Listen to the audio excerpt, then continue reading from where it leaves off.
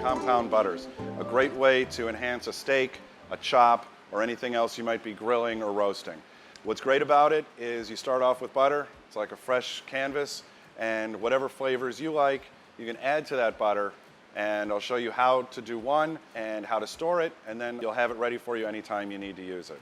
What we're going to start with is we're going to have a pound of unsalted butter that's been softened to room temperature. That's going to be your base. Today what we're going to make is a garlic and gorgonzola butter, which is going to be great on a ribeye steak. So we've got our gorgonzola cheese, 4 ounces, and then a tablespoon of minced garlic.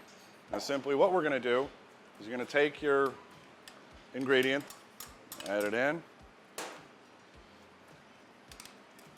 and we're going to mix until incorporated. Once you make one of these butters, you can store it in the freezer, and it'll last months and months. And so over the course of the summer or whenever you're grilling a steak, we're going to add this at the end, and it's going to give you a really nice flavor profile as well as some extra juiciness.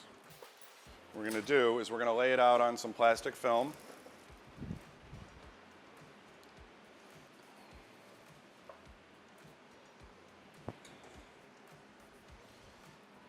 And what we're going to do is form a nice log.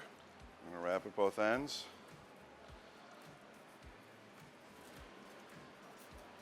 Wrap up, and there you go. If you're going to use it immediately, put it in the refrigerator to give it a little bit of a chill.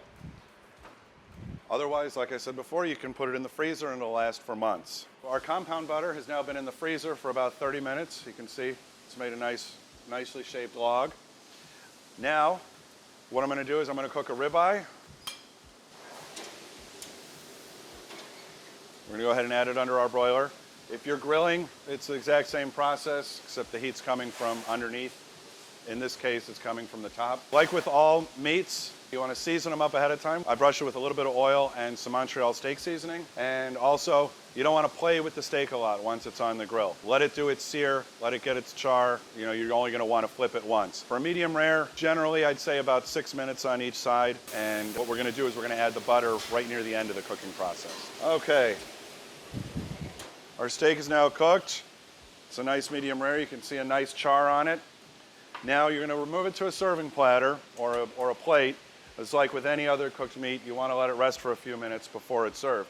Now while it's doing this is where we're going to take our butter, cut a couple of nice slices, remove the plastic, and we're going to just lay it right on top there.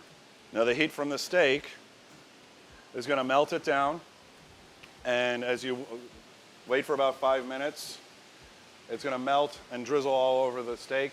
It's going to make this great flavor, a really nice presentation as well. The reason why we want to do this off of the grill is because if you put the butter on while it's on the grill and the butter starts drizzling off of the steak, you're going to get flames coming up. So you want to cook your steak, pull it off, and then finish with the butter.